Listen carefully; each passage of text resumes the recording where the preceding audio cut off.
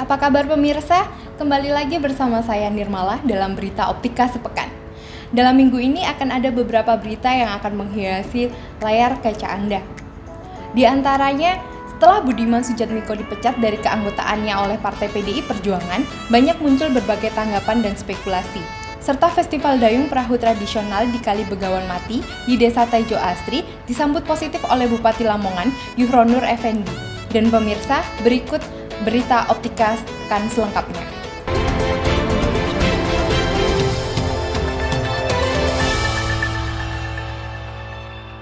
PP Muslimat Nahdlatul Ulama sekaligus Gubernur Jawa Timur Khofifah Indar Parawansa menerima penghargaan Honorary Award for Global Peace and Women Empowerment atau Perdamaian Global dan Pemberdayaan Perempuan dari Minhajul Quran Internasional.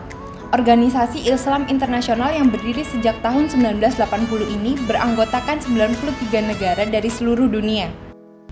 Khofifah diundang khusus oleh Syekhul Islam Dr. Muhammad Tahlil Ul-Hadri sebagai foundation leader dari Minhajul Quran Internasional. Khofifah pertama dan satu-satunya pemimpin perempuan yang menerima penghargaan tersebut di Warwick University Convention Hall yang diikuti oleh 1.200 tokoh Islam Minhaj Welfare Foundation dari Inggris, Amerika Serikat, Eropa, dan Afrika, serta Asia.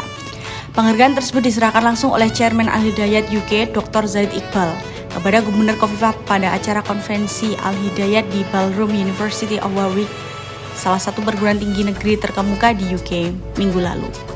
Dalam sambutan pengantarnya, Adnan Muhlil mewakili pemberian penghargaan mengatakan, penganugerahan tersebut diberikan atas dasar pertimbangan bahwa Khofifah memiliki peran besar terhadap kemaslahatan umat, yaitu memimpin provinsi kedua terbesar di Indonesia, serta di negara yang berpenduduk muslim terbesar di dunia. Khofifah juga dianggap berhasil membangun gerakan sosial melalui organisasi dan pemerintahan yang dipimpinnya.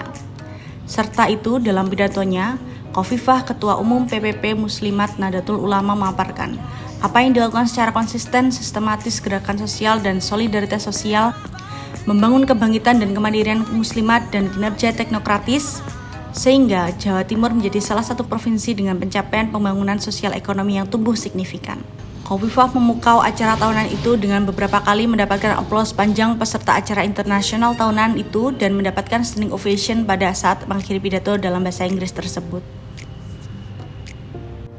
Tim Liputan Optika.id melaporkan. Budiman Sujatmiko politisi deterjen. Setelah Budiman Sujatmiko dipecat dari keanggotaannya PDI Perjuangan oleh Ketua Umum PDIP Perjuangan, Megawati Soekarnoputri, banyak muncul berbagai tanggapan dan spekulasi.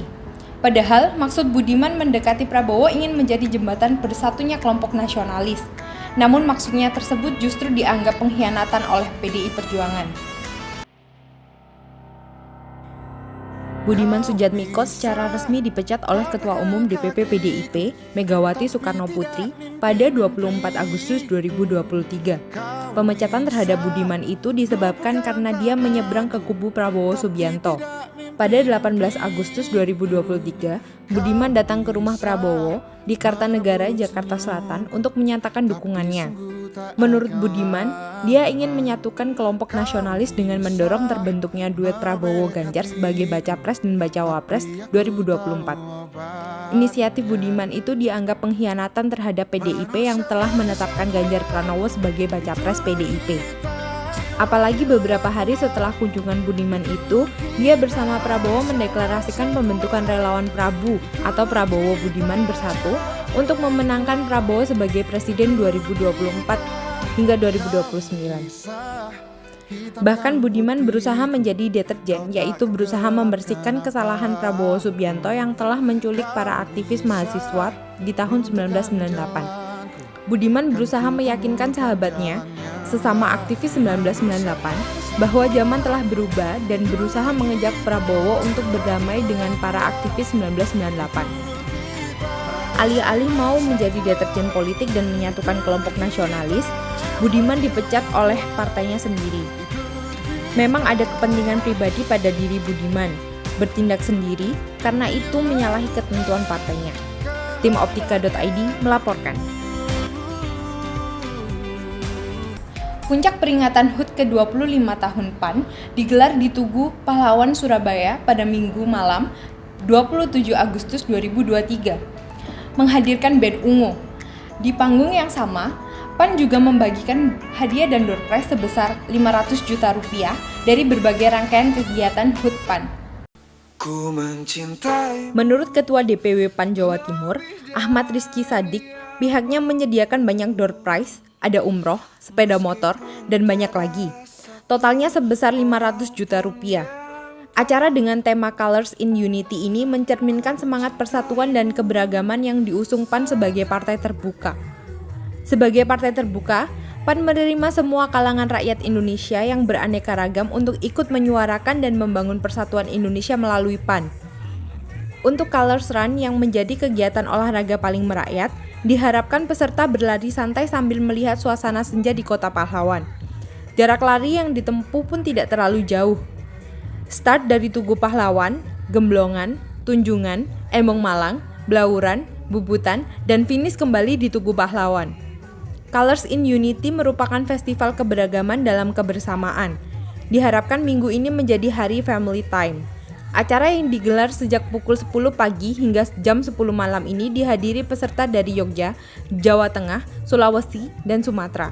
Sementara band ungu tampil sebagai penutup rangkaian acara mulai pesta rakyat, lomba lari 5 km, performa DJ, bazar UMKM, dan flashmob lagu PAN 12 terdepan bantu rakyat. Tim Liputan Optika Sepekan melaporkan. Untuk melupakan.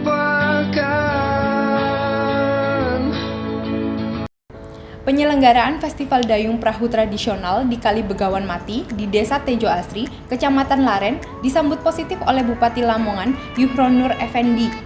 Bupati Lamongan menganggap event seperti ini mampu mendongkrak kunjungan wisata di desa.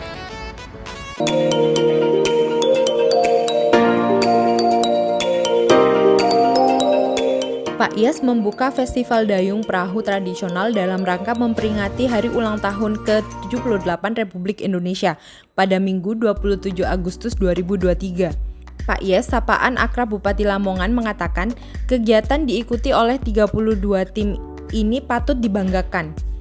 Dari 462 desa yang ada di Lamongan, 166 diantaranya desa mandiri dan 238 lainnya desa berkembang. Ini artinya sudah tidak ada desa tertinggal di Lamongan. 8 desa berkembang dan sudah tidak ada lagi desa tertinggal di Kabupaten Lamongan. Salah satu desa mandiri tersebut adalah Desa Tejo Asri. Sementara itu, Kepala Desa Tejo Asri, Yusuf Bahtiar, berharap event tahunan tersebut dapat menghidupkan ekonomi kreatif serta menciptakan masyarakat yang berdaya. Di Festival Dayung ini yang beda dibanding tahun lalu itu adalah kalau tahun kemarin hanya untuk desa saja, tahun ini untuk antar desa se-Kabupaten Lamongan.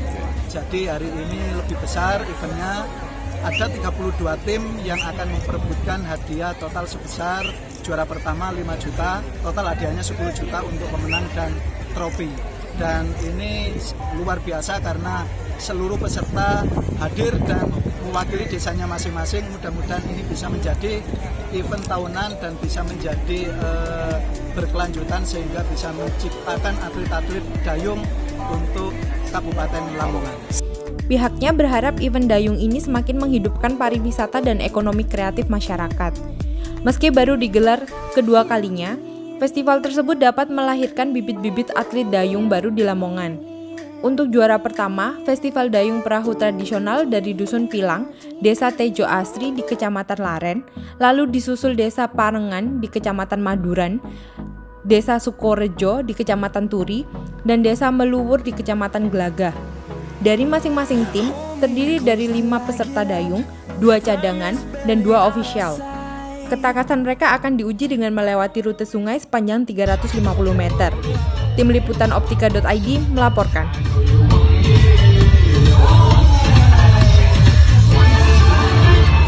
Salah satu bukti kemerdekaan Republik Indonesia yang paling populer diketahui masyarakat adalah foto Presiden Soekarno berdiri tegak membacakan teks proklamasi kemerdekaan Republik Indonesia pada 17 Agustus 1945.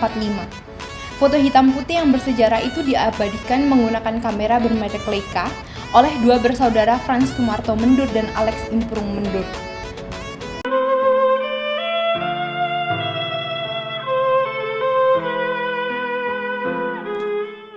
Alex Impurung Mendur lahir di Kawangkoan, Sulawesi Utara pada 7 November 1907. Alex merupakan anak pertama dari 11 anak dari Agus Mendur dan Ariance Mononimbar. Alex menjadi juru potret di studio kenamaan Lux and Charles, hingga surat kabar Java Bode, serta majalah World News and Sport in Belt pada 1930-an. Selama pendudukan Jepang, Alex ditugaskan ke cabang lokal dari kantor berita Jepang Domei Susin dan menjadi kepala departemen fotografi. Adik Alex, Franz Sumarto Mendur, lahir di Kawangkoan, Sulawesi Utara pada 16 April 1913. Franz bekerja di Surat Kabar Asia Raya.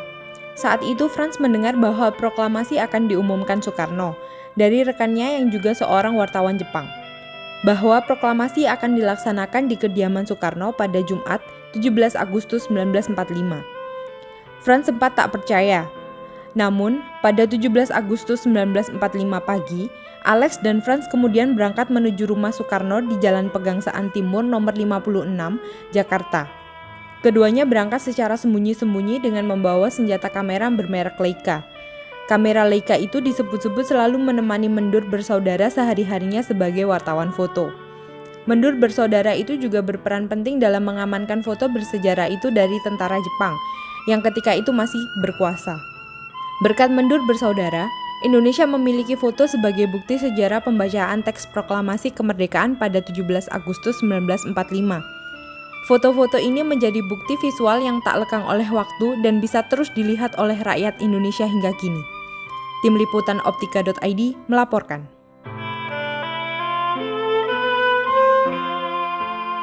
Baik pemirsa, demikian Optika Sepekan hari ini. Terima kasih atas perhatian Anda. Saya Nirmala, sampai bertemu lagi di Optika Sepekan selanjutnya.